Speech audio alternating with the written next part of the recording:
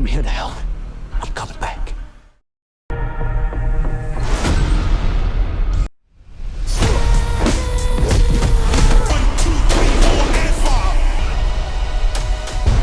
What the fuck do you want?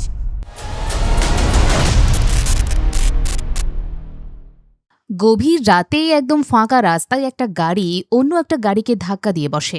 দেখে বোঝা যায় যে এই ধাক্কা দেওয়াটা আসলে ইচ্ছাকৃত। ঠিক এরপরেই কোল রিড নামে একজনকে দেখানো হয়। কোল রিড বিজনেসম্যান টিবু ক্যাম্পালোর বডিগার্ড। অফিসে সে সবার উপরেই কড়া নজর রাখে। টিবু রিডকে অনেক পছন্দ করে দক্ষভাবে কাজ করার জন্য। অফিস শেষে রিড টিবু এবং তার ছেলে ক্যামেরনকে বাসায় নিয়ে আসে নিজে ড্রাইভ করে। পরের দিন টিবুর একটা পার্টি রয়েছে, তাই বাসায় ফিরে রিড তার সহকারী টারানের থেকে জেনে নেয় পার্টিতে আসলে কে কে আসছে। এই টারান সিকিউরিটির দিকটা দেখে। রাতে ঘুমানোর আগে রিড টিবুর সাথে দাবা খেলতে বসে। রিডের একটা পাস্ট আছে। রিড একজন এক্স পুলিশ অফিসার, কিন্তু কোনো একটা কারণে জেলে যেতে হয়। এরপর থেকেই রিডের জীবন একদম বদলে যায়। টিবু তাই রিডকে আবারও পুলিশের জীবনে ফিরে যেতে বললে রিড শুধু রিয়েলিটিটা প্রকাশ করে। এখন আর তার পুরনো পেশায় ফিরে যাওয়ার কোনো সুযোগ নেই। আজ আবার রিডের বাবার জন্মদিন ছিল। টিবু তা মনে করিয়ে দিলে রিডের বাবার কথা মনে পড়ে যায়, কিন্তু প্রকাশ করে না। রিডের বাবা মারা গিয়েছে অনেক আগেই। রিড রুমে এসে শুধু বাবার পুরনো ছবিগুলো দেখে আর বাবার স্মৃতিগুলো মনে করে। পরের দিন পার্টিতে অনেকেই উপস্থিত হয়। টিবু পার্টিটা রেখেছিল একটা বিশেষ কারণে। টিবু তার শিপিং কোম্পানির মালিকানা বিক্রি করে দিচ্ছে, কারণ ক্যামেরন এসব পছন্দ করে না। তাই ক্যামেরনকে নতুন কিছু শুরু করার কথা ভাবছে টিবু। এই পার্টিতে রিডের জারান ড্যানিয়েলস নামে একজনের গতিবিধি পছন্দ হয় না। টারান মুহূর্তেই জারানের তথ্য বের করে ফেলে।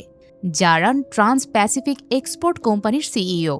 টিবু পার্টিতে সৌজন্যমূলক বক্তব্য রেখে ক্যামেরনকে একটা ঘড়ি গিফট করে। টিবু রিডকেও তার ফ্যামিলির অংশ ভাবে, তাই রিডকেও মঞ্চে ডেকে একই ঘড়ি গিফট করে। রিডের ঘড়িতে একটা স্পেশাল ডেট উল্লেখ করেছে টিবু। 5 বছর আগে টিবুকে বাঁচিয়েছিল রিড। সেদিন থেকেই টিবুর ফ্যামিলির অংশ হয়ে গেছে সে। ঘড়িতে সেই ডেটটা উল্লেখ করে দিয়েছে টিবু। পার্টির শেষ পর্যায়ে জারানকে একজনের সাথে ফোনে কথা বলতে দেখা যায়। আজকে টিবু কোম্পানি বিক্রি করার চুক্তি যেটা করতে যাচ্ছে তা জারান সফল হতে দেবে না, এমনটাই সে ফোনে একজনকে জানায়। এদিকে পার্টি শেষে রিড গাড়ি করে টিবুকে বাড়ির দিকে নিয়ে যাচ্ছিল। এমন সময় রিড লক্ষ্য করে টিবুর মন বেশ খারাপ। টিবুর কোম্পানি বিক্রি করার কোনো ইচ্ছেই ছিল না, কিন্তু ছেলে সেটা পছন্দ করে না, তাই টিবুকে সবকিছু নতুনভাবেই ভাবতে হয়। কিছু দূর যেতেই তাদের গাড়ি আটকায় পুলিশ। রিড বুঝতে পারে কিছু একটা ঘাপলা আছে, তাই গাড়ি পেছনে নিয়ে যাওয়ার চেষ্টা করে, কিন্তু তখন পেছন থেকেও একটা গাড়ি এসে তাদের ব্লকড করে রাখে। রিড বুঝতে পারে যে তারা ফাঁদে পড়েছে, তাই বন্দুকটা হাতে নেয়। শুরু হয় দুই পক্ষের মধ্যে বন্দুকযুদ্ধ। রিড টিবুকে বাঁচানোর চেষ্টা করে, কিন্তু টিবু গুলিবিদ্ধ হয়। মৃত্যুর আগে টিবু বুঝতে পারে না পুলিশ কেন তাদের উপরে আক্রমণ করতে গেল। শুধু এটা বুঝতে পারে যে ক্যামেরনও বিপদে রয়েছে, তাই মৃত্যুর আগ মুহূর্তে ক্যামেরনকে দেখে রাখার দায়িত্ব দেয় রিডের হাতে। রিড শত্রুদের গাড়িতে একটা আমেরিকান পাসপোর্ট পেয়েছিল, তাই টারানকে ফোন করে ক্যামেরন কোথায় আছে সেটা আগে জানতে চায়। টারান সিসিটিভি ফুটেজ চেক করলে দেখে ক্যামেরন বাড়িতেই আছে। এরপর রিড তাকে টিবুর মৃত্যুর কথাটা জানায়। টারান একদম শকড হয়, তবে পুলিশকে ব্যাপারটা জানাতে বললে রিড শুধু একটা ব্যাপার ক্লিয়ার করে, পুলিশও এসবের সাথে জড়িত আছে। এরপর রিড আমেরিকান পাসপোর্টের ডিটেলসটা চায়, যে কিনা হামলাকারীদের একজন ছিল। টারান মুহূর্তের মধ্যেই ডিটেলসটা বের করে। নাম জনাথন রজার্স, এক মেরিন সৈনিক, অর্থাৎ মিলিটারি পার্সন, আর টিবুর আর্টেমিস জাহাজের ক্রু। তার মানে এই জনাথন টিবুর জাহাজ কোম্পানিতেই কাজ করে। টারান এখানে আরও একটা ব্যাপার নিশ্চিত করে, জনাথন বর্তমানে কেজিএম আর্টেমিস জাহাজে রয়েছে, যা পোর্ট থেকে 2 ঘন্টা পর ছাড়াবে। এসব জেনে রিড সিদ্ধান্ত নেয় সেখানেই সে যাবে। টিবুর উপরে হামলার কারণ জানাটা জরুরি। অন্যদিকে জারানের কাছে একজন এসে টিবুর মৃত্যুর কথা জানায়, আবার রিড যে পালিয়ে গিয়েছে সেটাও জানালে জারান চিন্তিত হয়ে পড়ে। পুলিশ দিয়ে দ্রুত রিডকে খুঁজে বের করে মেরে ফেলার নির্দেশ দেয়। টিভি নিউজে ব্রেকিং নিউজ আকারে জানানো হয় বিজনেসম্যান টিবুকে মেরে ফেলা হয়েছে, আর টিবুকে মেরে ফেলেছে টিবুর বডিগার্ড কোল রিড, যে এখন পলাতক। এই নিউজটা ঘরে বসেই দেখছিল এলিস নামের একজন। এই এলিসও টিবুর আর্টেমিস জাহাজের ক্রু, কিন্তু সে ছুটিতে রয়েছে। একজন ফোন করে এলিসকে আজকের আর্টেমিস জাহাজের ক্রু মেম্বার হিসেবে যোগদান দিতে নির্দেশ দেয়। এলিস বিভিন্ন কারণ দেখিয়ে না করতে চাইলেও শেষমেশ তাকে রাজি হতে হয়। অন্যদিকে টিবুর মার্ডার কেস তদন্ত করতে ডিটেকটিভ আসে ক্যামেরনের কাছে। সেই সময় রিড ফোন করে ক্যামেরনকে জানায়, তোমার বাবাকে ফাঁদে ফেলে মেরে ফেলা হয়েছে, আর এই ফাঁদে আমাকেও জড়ানো হয়েছে। পুলিশ এসবের সাথে জড়িত আছে। তুমি বাড়ি থেকে একদম বেরোবে না। তোমার বাবার পর নেক্সট টার্গেট হচ্ছ তুমি, তাই তোমাকে সেফ থাকতে হবে। এর মধ্যে রিড চলে আসে পোর্টে। সেখানে চেকিংয়ে রিড জনাথনের পাসপোর্ট শো করে। জনাথনের সাথে রিডের চেহারার কিছুটা মিল ছিল, আবার রিড পরেছিল ক্যাপ, তাই সেরকম বোঝা না গেলেও ক্লিয়ারেন্সটা দেওয়া হয়। রিড উঠে পড়ে আর্টেমিস জাহাজে। এটা একটা কার্গো জাহাজ। জাহাজটির ক্যাপ্টেন হচ্ছে মার্কো। সেকেন্ড ক্যাপ্টেন উপস্থিত না থাকায় এলিস আসে ক্যাপ্টেন হিসেবে। মার্কো এতে আপত্তি জানালে এলিস জানায় তাকে কোম্পানি থেকে আসতে বলা হয়েছে। এমনিতে তার আসার কোনো ইচ্ছে ছিল না। এলিসকে নাইট শিফটের জন্য রাখা হয়। রিড জাহাজে উঠে আগে নিরাপদ জায়গা বের করে সেখানে অবস্থান করে। একটু পরেই পোর্ট থেকে ছাড়ে জাহাজ। জাহাজ ছাড়ার পরপরই রিড পুরো জাহাজ জুড়ে জনাথনকে খোঁজার চেষ্টা করে, এজন্য বেরিয়ে পড়ে। সে সময় অ্যালিসও টহলের জন্য বের হয়। বের হওয়ার সময় কারোর একটা উপস্থিতি লক্ষ্য করে, সেটা আসলে রিডই ছিল। রিড আবার নিজের কন্টেইনারের কাছে আসতেই কন্টেইনার থেকে চিৎকার চেঁচামেচির আওয়াজ পাচ্ছিল, তাই কন্টেইনারের তালাটা সে ভেঙে ফেলে।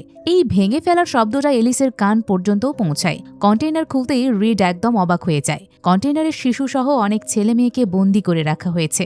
রিডকে দেখে তারা ভয় পেয়ে যায়। রিড তাদের কাছে জানতে চায় এখানে কিভাবে আসলো। তাদের একজন তখন পুরো ব্যাপারটা ক্লিয়ার করে। এই জাহাজের লোকগুলোকে ব্যাংকক থেকে জোর করে ধরে নিয়ে এসে কন্টেইনারে বন্দি করে রেখেছে। জাহাজ থামার পর তাদের বাইরে বের করে দেওয়া হবে, কিন্তু তারা এই কন্টেইনারে অনেকক্ষণ যাবৎ বন্দি।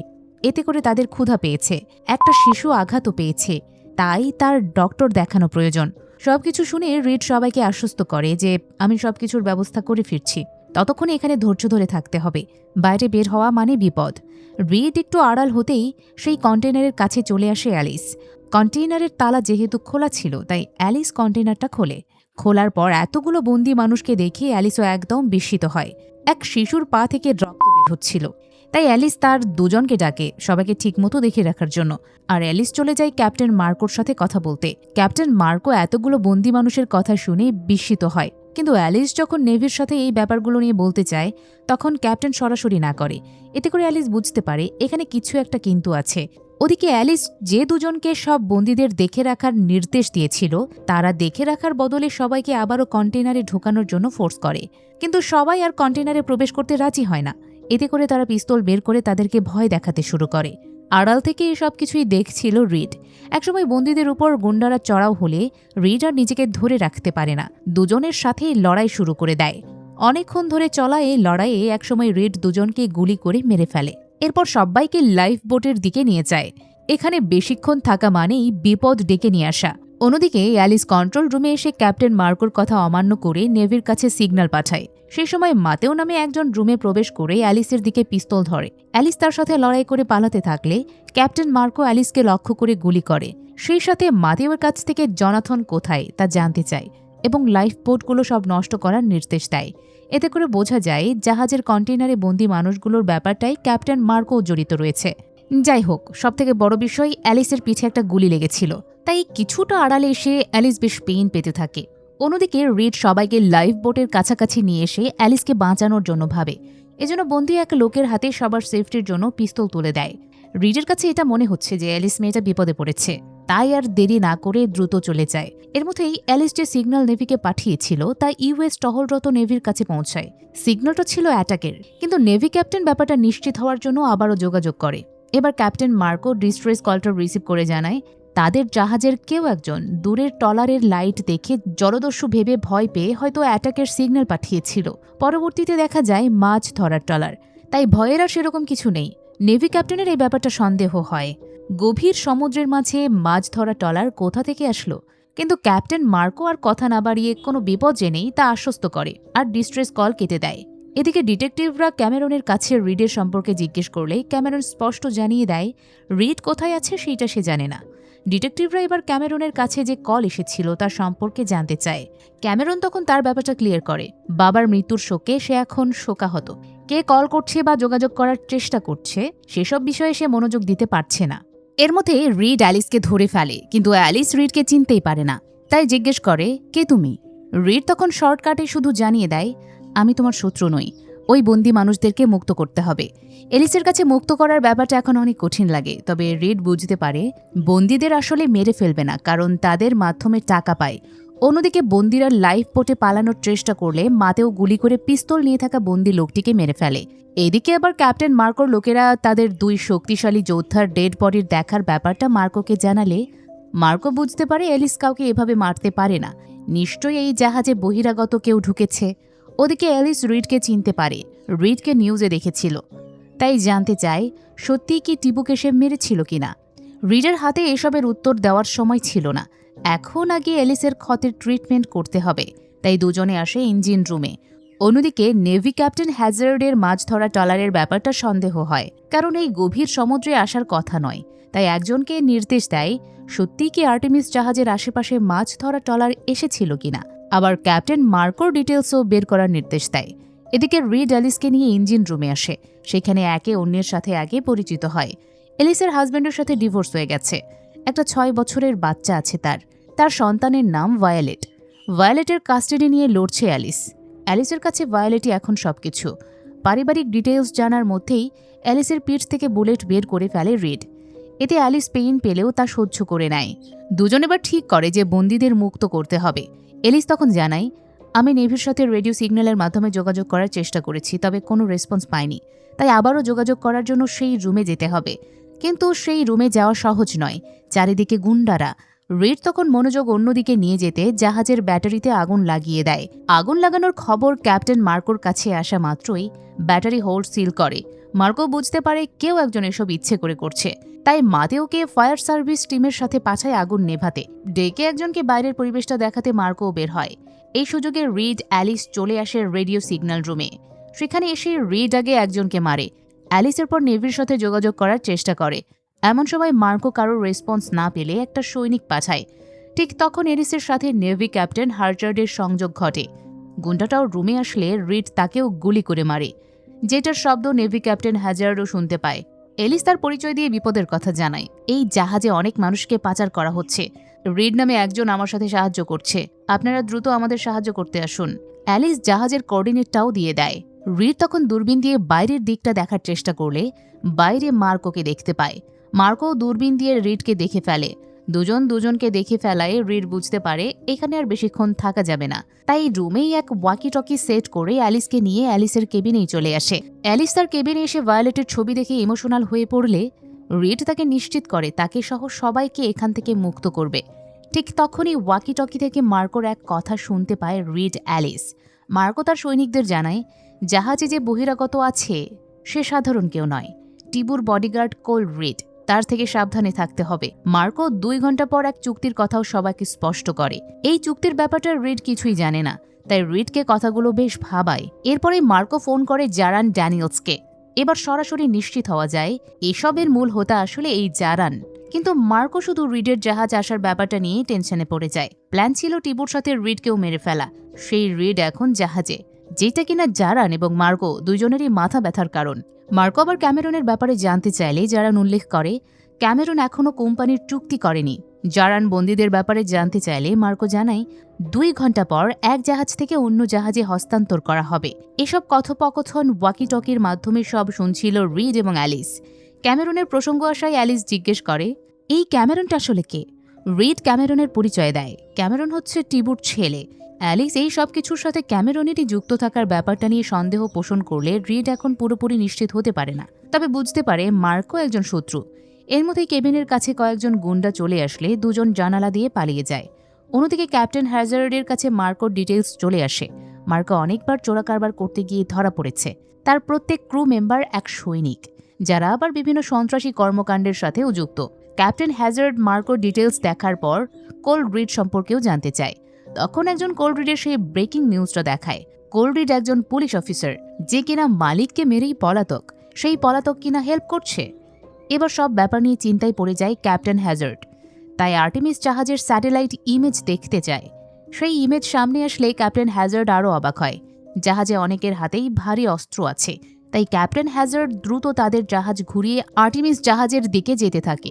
ওদিকে রিড সিদ্ধান্ত নিয়ে ফেলে এবার বন্দীদের তাকে বাঁচাতেই হবে। কিন্তু বন্দীদের কাছে যাওয়ার যে পথ, সেখানে মার্কোর সৈন্যরা প্রস্তুত আছে। এখন একটাই মাত্র পথ খোলা, সেটা হচ্ছে ভেন্টিলেটর দিয়ে যেতে হবে। তাই রিড রশ্মির মাধ্যমে ভেন্টিলেটর দিয়ে নিচে নামতে শুরু করে। উপরে সেই রশি ধরে থাকে অ্যালিস। কিন্তু একটু পরেই গুন্ডারা কাছাকাছি আসলে অ্যালিস রশি ছেড়ে লুকিয়ে পড়তে বাধ্য হয়। গুন্ডারা রিডকে লক্ষ্য করে গুলি চালালেও রিড ভেন্টিলেটরের ভিতর থেকেই গুলি চালায়। একটা গুলি রশ্মিতে লাগলে সেটা ছিঁড়ে যায়। এরপর রিড ভেন্টিলেটর দিয়ে নিচে নামার চেষ্টা করে। ভেন্টিলেটর থেকে শব্দ আসায় কয়েকজন গুন্ডা গুলি চালাতে শুরু করলে রিড দ্রুত ভেন্টিলেটরের মুখ থেকে বেরিয়ে আসে। ওদিকে অ্যালিস পালানোর সময় মাতেও অ্যালিসকে ধরে ফেলে। মার্কোকে আবার জানানো হয় ভেন্টিলেটর থেকে শব্দ আসছিল, আমরা গুলি করেছি, মরেছি কিনা জানি না। এটা জানা মাত্রই মার্কো প্রথমে ভেন্টিলেটরটা বন্ধ করার নির্দেশ দেয়। এর মধ্যেই অ্যালিসকে ধরে নিয়ে আসা হয় মার্কোর কাছে। মার্কো অ্যালিসকে সেখানেই বেঁধে বসিয়ে রাখে। নেভি ক্যাপ্টেন হ্যাজার্ড তার মেরিন সৈন্যদের এক টিম পাঠায় আর্টেমিস জাহাজের দিকে। আর এদিকে মার্কো নিজে ভেন্টিলেটরের শেষ মাথার দিকে আসে রিডকে ধরার জন্য। রিডও কারোর আসার আওয়াজ পেয়ে অ্যালার্ট থাকে সবকিছু মোকাবিলা করার জন্য।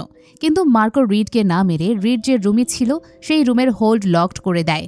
এতে করে রিড ঘরের মধ্যেই বন্দী হয়ে পড়ে। রিডের এখন বাইরে বের হয়ে আসার একমাত্র পথ ওই ভেন্টিলেটর, আর ওই ভেন্টিলেটর দিয়ে রিড কষ্ট করে উপরের দিকে উঠতে থাকে। এর মধ্যেই ক্যাপ্টেন হ্যাজার্ডের কাছে কোল্ড রিডের সম্পূর্ণ তথ্য আসে। রিডের জন্ম এবং বেড়ে ওঠা লন্ডনে। 7 বছর বয়সে মা মারা যায়। বাবা ছিলেন পুলিশ অফিসার, দাদাও পুলিশ অফিসার। পড়াশোনা শেষ করে রিড সোজা নেভিতে যোগ দেয়।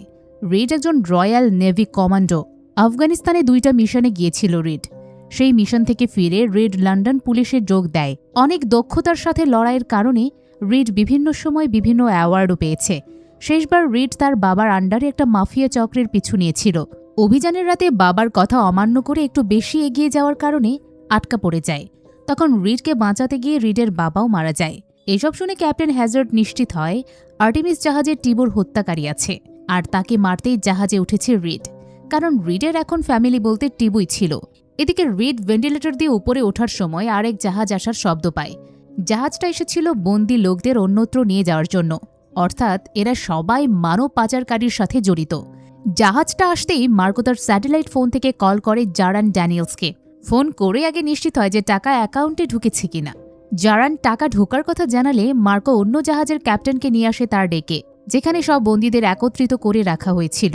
একই সময় রিড টিবুর দেওয়া ঘড়ি দিয়ে ভেন্টিলেশনের শ্যাফট খুলে বাইরে বেরিয়ে এসে অন্য জাহাজটা দেখতে পায়। এরপরেই টিবু শত্রুদের একের পর এক গুলি করে মেরে ফেলে। বাইরে গোলাগুলির আওয়াজ শুরু হলে মার্কোর উপর রেগে যায় যারা মানব পাচারের সাথে ডিল করেছিল। কিন্তু মার্কো বোঝায় বাইরে যে এসব কর্মকাণ্ড করছে সে আসলে বহিরাগত, চিন্তার কোনো কারণ নেই, এখনই খেল খতম করছি। মার্কো মাতেওকে নির্দেশ দেয় এলিসকে মেরে ফেলতে। এলিস তখন একটা কাঁচের টুকরো দিয়ে হাতের বাঁধন খোলার চেষ্টা করছিল।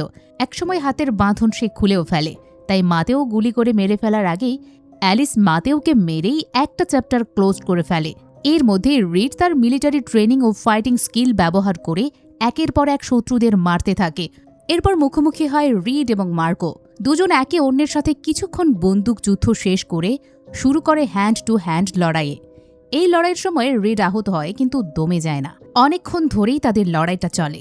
মার্কো রিডের উপরে ছুরি চালিয়ে হামলা চালায়, বুকের পাশে স্টেপ করে বসে। এরপর মার্কো রিডকে জাহাজ থেকে নিচে সমুদ্রে ফেলে দেওয়ার চেষ্টা করলে রিড নিচে পড়ে যাওয়ার বদলে সিঁড়ি ফেলে দিয়ে নিজেকে সামলে নেয়।